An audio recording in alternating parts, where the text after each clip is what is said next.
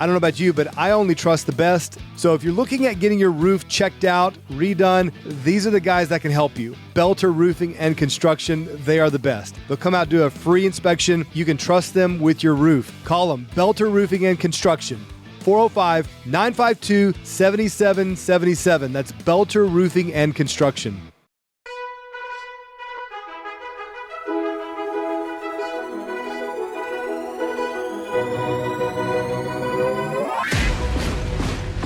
This is the Jake for the State podcast, and this is the call for every red-blooded, God-fearing, liberty-loving patriot to prepare yourself, take your position, stand your ground, and advance the cause of freedom. Let's go.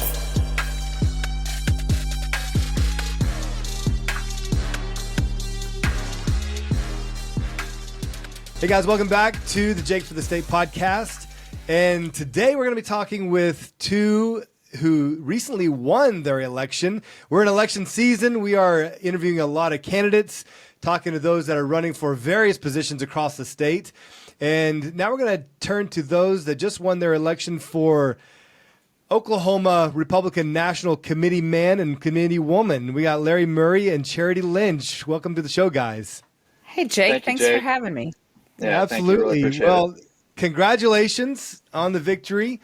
Had a chance to talk to both of you guys before on my radio show on 96.9.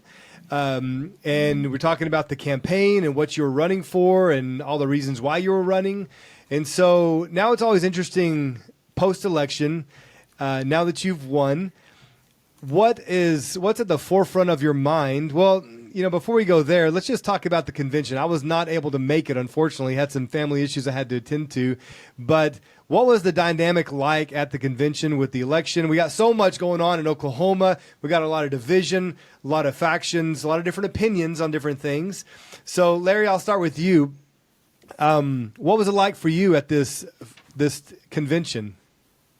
Well, it was an exciting convention. So Friday we started out with our state committee meeting, where the state committee met and to approve the agenda for the convention.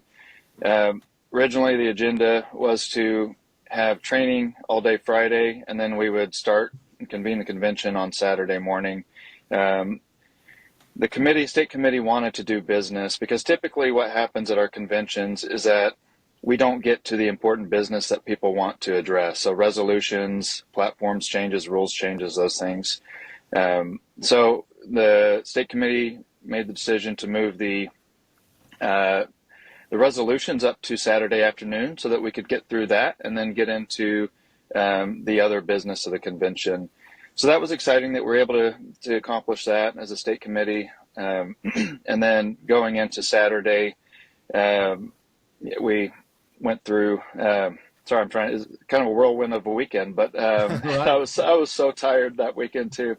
But yeah, I went into business, and you know, sometimes it takes a little time, you know, with people going up to the mic and, you know, having different debate on, you know, some of the minutia. But you know, we finally got to business. We elected. The most important thing that I think happened was that we were able to remove legislators from the state committee. So that was the one rule change that we were able to accomplish on Saturday, because on Saturday everything else was electing our electors and our delegates to the Republican National Convention, as well as electing our National Committee man and woman. Charity, I saw you nodding your head there talking about removing legislators. Yeah. Tell me, why is that a good thing? Why are you in agreement with that? Oh, absolutely. Well, because, you know, the Republican Party needs to be holding legislators accountable. We have a lot of rhinos that are running. We watch Democrats turn to Republican to run to get elected, and then they put in place Democrat policies and vote against conservatives. And so we feel like the Republican Party needs to be holding our legislators accountable. The ones that hold to our platform, we want to help them get elected, help them stay in place. But we want to be able to weed out the rhinos and those that don't agree with our platform. And if they've got a seat on the board, I don't think that that's ethical, or can we really hold them to the standards that we need to hold them to. And so, a lot of other states have already done this, and I feel like it's important that they're not on the state committee. We didn't kick them out of the Republican Party. We still want them to participate, and we welcome their participation. But the state committee that holds them accountable, they no longer get a vote in, and I think that that's just reasonable and ethical to do. No, it definitely does sound right. And, I've heard talk so much recently that rhinos are being overused, and there's kind of a call to stop calling each other rhinos. But sometimes there's no other name for it. If you are claiming to be a Republican, but you're not holding to the Republican platform, I'm not sure what to call that, except that maybe you're a Republican in name only. Well, I've been told that I was divisive because I call out division. I really want to come together. I think that we have a common enemy, and we need to focus on that and not on the divisions. But there's a grassroots that are rising up that are patriots that are saying that we're looking at the Republican Party and looking at our legislators, and we're saying they're not standing in front of the enemy for us. And so we are having to get involved. I personally would rather stay at home and homeschool my kids and be left alone. But I had to get in the fight because our country is burning down. The people that we put in place to do that aren't doing that. And so as we're saying, here's the standard, and we expect you to hold to this standard, they're saying, oh, you can't call us a name, which is a Democrat tactic, by the way. Don't call us out. We will always call you out. We want to work with everyone. We want to work with conservatives. We want to work with all Republicans, but the line is the platform and the conservative values. And if you don't hold to that, we're probably going to call you out. And, you use the word factions. That's been a word that has been put out there saying, talking about the grassroots patriots taking back the party. Most of us, we just want truth. We just want everybody to play by the same rules, and we want our conservative values upheld. And that's not being done, so we're drawing the line, and we're saying, here it is. We expect this to be done. And now we're being called factions, and they're saying, well, don't tell us we're a rhino. Well, if the shoe fits, wear it. I want to work with even people that would be called rhinos and establishments. If they will hold to conservative values, I'll work with them because we have an enemy much bigger. Well, just to add to that point, I was going to get a chance to add to that same thing. Yeah, so we're adding I think it's over $1 trillion now to the national debt every 100 days. It's going to be 1.7, something I saw not too long ago, 1.7 trillion every 100 days here in the near future. So that number just keeps adding up. Well, Republicans have control of the House, but yet we continue to pass bills that send money overseas, that continue to spend, increase the size of government. The Democrats wouldn't be able to accomplish this $1 trillion in debt every 100 days if it weren't for the help from the Republicans. That's something that has to change. We have to be a party that is principled, that puts principle above popularity, and go back to our constitutional founding principles. And if we're going to restore our nation and save it, Republicans, and just going back to Charity's point, we have to hold our county or our party accountable to these, to our platform, to our principles. So. Now, because these are things that they affect everyone, Republican, Democrat, it doesn't matter. Inflation affects every single American. So, but yet Republicans have played a part in the increased inflation, which is it's a tax, it's a hidden tax, it's stealing money from every American. Now, it's something I think that you and I talked about, Larry, on the interview on the radio. But how do you hold Republicans accountable? How do you hold elected officials accountable? Yeah, so one way we do it on the state committee body is that, which is why I thought it was important that we remove legislators, is that we can pass resolutions or we can censure our representatives when they're not doing what we want them to as representatives. We can also get people out to knock doors and affect the vote that way. But Charity, you may have some other. I know, like one thing that Charity is really big on and that we've implemented in Washington County are the brigades. So we send people within the party, within our community, out to let's say, city council to the school boards, the county commissioning or commissioner meetings, and then they report back and let us know what all's going on. And Charity can speak much better to it than I am, because it's something we just recently implemented in Washington County. But, those are one ways that we can just keep a pulse on what's going on within our communities, and then we can then hold our elected officials accountable. Charity, tell us about these brigades and how we can hold our elected representatives accountable. Well, the brigades show up to different meetings, and it's just signing. And we have brigades show up to their school board, their city council, their county commissioners, and then so they're keeping track of who's who, so who's a conservative and who's not, who's a patriot and who's not, so you can decide who you're going to get behind. And then we help them get elected when they're the good guys, and when they're the bad guys, we put them out. But if you don't show up, you don't know who's voting for what. And so as far as your officials, the brigades are very helpful in that aspect. The legislators, it's the same way. We have statewide brigades that are keeping an eye on our legislators. I really like the idea of Wayne Hill's scorecard. I know that's controversial, but if we're looking at all the bills, we need to be talking about the bills that don't even make it to the floor as well. There was a few things I would have tweaked differently, but seeing at how our legislators are voting against the platforming and holding them accountable to that is a good thing. There's a lot of places that have scorecards, but they're not checking every single bill. Nothing gets swept under the rug if we're looking at every bill. And so those brigades, and Wayne put together a brigade of people that really pushed that and looked at those bills and dug into them. And we've got to have the transparency, and we have to have the accountability, and we have to quit playing games. I mean, we talked about the 2-day convention. And then and then you talked about the money. So you have all these people, especially the farmers in Oklahoma, that are being constantly just hammered by the Biden administration. Then they go to the store and things are 4 times what they were a couple of years ago. And then we want to make them pay more to come to a 2-day convention. So now they're going to have to drive 4 to 6 hours, get another night's hotel. And then they release the agenda the week before and don't even put business on one of the days. How is that a 2-day agenda? That was just a harassment. Those kind of games have to stop. We need to have transparency in what it's really costing. Fundraising should not be part of participating in the party, and it should be for fundraising events. And we need to realize that we're on the same side. We need to unite and quit playing these games. Everybody by the same set of rules. Let's be fair. And let's hold them accountable by paying attention to what they do. We can censure them. I think that's a powerful motive, or even give them notice.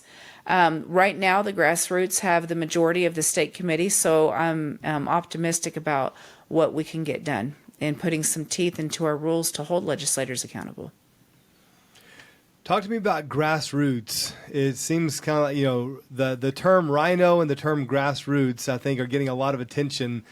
And I think that everyone lately is wanting to claim grassroots, but how do you know if someone is truly a grassroots candidate, Larry? Yeah, so the way that I view it is that someone who's grassroots believes that the power starts with, one, we get our power from God, and then, so it really starts with the individual. Grassroots are people who want to restore power to the individual. We want to be a bottom-up party, not a top-down party. So to me, that's what kind of differentiates grassroots from establishment or rhino. It's where the power lies, who's in control. And, grassroots believes that we, the people, are in control. What do you think, Charity? No, I totally agree with that. I remember in the elections in 2021, I would tell my people at the Republican Party, I said, if you want to know the difference between a grassroots and a rhino, ask if the election was stolen. Because right away, when the candidates came through, that told us the truth, because it wasn't as widely accepted. Today, you have to be a little bit, they know, to say, that election was stolen. So now it's not as obvious. But the grassroots are patriots that really would rather be left alone and most of them don't want to be involved, Jake. But we have to. We realize our country is on fire and we have to. They're not out for personal gain. A lot of the establishment type are out for what they can make, the power, the name, and they're out for their own personal gain. And the patriot grassroots are just trying to save the country. And I think that's really what it comes down to. When we look here at the state, and I think it's well known in the Republican Party, the schism between chairman and vice chair, Nathan Dahm and Wayne Hill. Is that something that you guys are going to get involved in? I mean, to what degree? What do we need to do here in the state to help reconcile those two, or can they be reconciled? All kinds of questions around that. I'll go back to you, Charity. Well, I talked to Nathan and asked him about some stuff that had happened with the convention that I never made public that I thought was not right. And I said, I'm coming to you first privately because that's what we do as a brother and sister in Christ. And we need to do more of that and not make so much of it public. Nathan, who is the most conservative senator, and I have gotten along with him in every conversation I've had with him. But a lot of the decisions he's made, like the stuff that I have pointed out about the 2-day convention and charging $100 to $120 for grassroots to come to participate. There's been several things. I don't want to go down the whole list.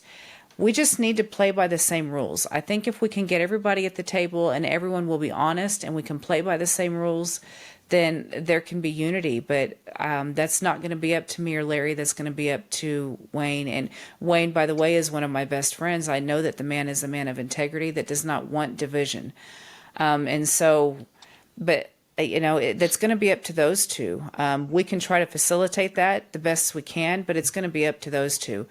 And I spoke to this division over the weekend. Our country is on fire. We do not have the luxury of personal grievances right now.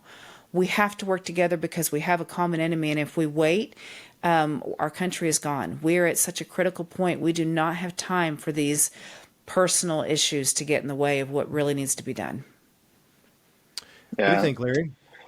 Yeah, so as National Committee Man and National Committee Woman, Charity and I will both be members of the State Central Committee, which is a 4-person committee.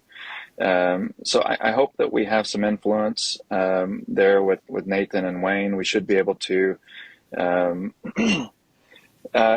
don't think any of us want a division. I think, as Charity said, Nathan's been a fantastic state senator. I mean, my wife and I helped campaign for him. We donated to him. I think he's done a fantastic job as a state senator.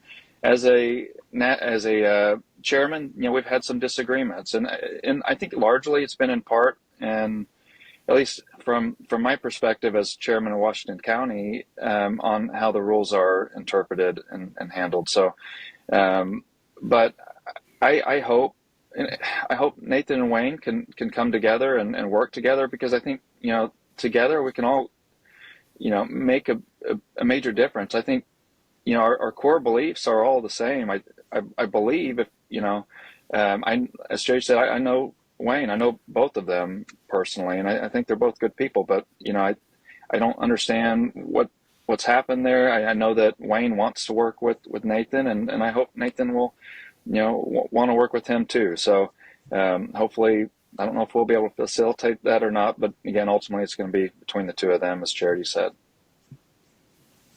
Now, you mentioned that the State Central Committee has 4 people on it. Just so everyone, our listeners, understand the makeup. Who are the other 2? Yep. Nathan so it's and Wayne, the chairman and the vice chairman. Vice chair. Okay. We're obviously in one of the most significant presidential election years of all time. And what do you see your role in this as this newly elected position? We need a new commander-in-chief. We need a new administration in the White House. And I think it's clear that the majority of Oklahoma, based on the last 2 elections, voted 77 counties for Trump, likely to happen again. But in this whole very important election year, what do you see as your primary role? I think the goal is going to be, in Oklahoma, I don't believe we have to convince people to vote for Trump. This is Trump country. I think we need to convince people to have faith in the system and to go vote, and that it's important to still vote, because we watched our votes get stolen. Biden, that is a regime, that is not administration. Administrations are elected. And we need to give people faith back into the system and talk and show them our elections are being dealt with. And we're taking back the whole the whole machine. And so I think we need to work more on that in Oklahoma. If I was in a different state, I would have a different answer. But I do believe in Oklahoma, Trump is probably already got it. I don't think that's a fight. It's the faith in the system is what we have to convince the people of, because, you can't blame them for where they're at. Yeah, a lot of skepticism, a lot of hesitation and question about, does my vote even count? Right. Is the system rigged against us? So, yeah, what do you think, Larry? Yeah, so I mean, I agree with what Charity said. I think Trump has it in Oklahoma. Getting people out to vote is going to be extremely important. I don't know that I don't believe that we've fixed the election. The issues that have created a stolen election last time, I don't think they've been fixed, but I do believe here in Oklahoma, Trump will win. But as you said, Charity, it's going to be extremely important to still get people out to vote. Otherwise, we definitely guarantee Biden will win. But as far as our roles in the National Committee, Republican National Committee, the official role doesn't start until the commencement of the convention in July. So we will start our official role in that capacity as soon as the convention convenes, and then I think on the committee we can affect platform changes and rules changes, and I have got a lot to figure out, just like with any new job. But anyway, Charity, you were about to say something. Go ahead. No, you're right. It is at the end of the national convention for the RNC, but for the state, at the end of this convention, we took our new roles across the state. Yeah. Talking to me about fundraising here. So getting behind the candidates, getting the word out to the people about voting, all requires money. What do you see as a good strategy for fundraising moving forward? Larry, you want to go first on that one? Well, I've got a lot. Like I said, I've got a lot to learn. I hear a lot of people say we need to really focus on fundraising, and yeah, it does require money to get candidates elected. But I know locally in Washington County, we've made a big difference with minimal funds, just by and also knocking doors. That makes a big difference too. Getting out and talking to people. Fundraising, I don't have a lot of answers on that, to be honest with you. So I don't know if Charity, you've got some opinions, but yeah, well, I've done fundraising events, and I've done, the nature of my work requires some fundraising, and I don't mind helping people get money. I don't mind throwing events, and we can certainly do that kind of thing. My focus is not as much on the fundraising as it is on taking back the country, although it is an important aspect that has to be, done. What word would you leave the people with? As far as hope? I like to emphasize hope. I'm not a doom and gloom kind of guy. And when I see a problem, I want to look at the solution. I don't want to fixate on the problem.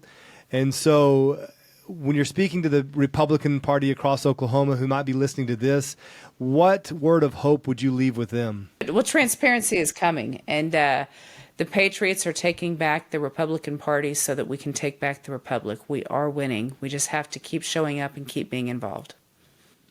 100%. Well, again, guys, congratulations. And I know that the job is just getting started. It's a big task, a big ask, but I think you're up to it. So we'll be praying for you in this. And we stand beside you and calling the people to get active and get out there and take the country back for sure. Thanks, Jake. You bet. God bless you guys. All right, guys, it's Charity Lynch and Larry Murray, recently elected National Committee woman and committee man here in Oklahoma. So you guys be sure to like and subscribe and share. We got more to come on the Jake Merrick podcast, on the Jake for the State podcast. We'll see you later.